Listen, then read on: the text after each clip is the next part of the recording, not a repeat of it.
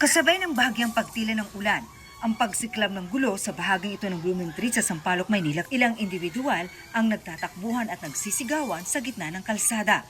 Bumubusina ang mga motorista, pero sa sandaling yun, tila naging hari ng kalsada ang mga lalaki.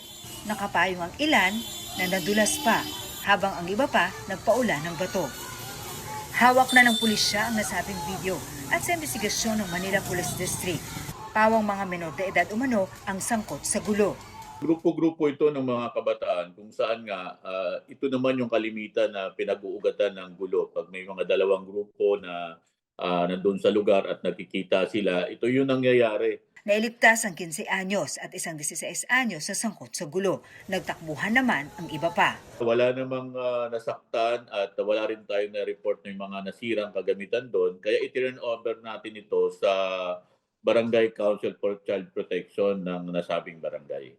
Kasabay ng paalala ng mga pulis sa mga magulang na bantayang maigi ang mga anak, may babala sila. Maaari pong managot yung kanilang mga magulang pag paulit-ulit na pong nai-involve yung kanilang mga anak sa iba't ibang mga insidente.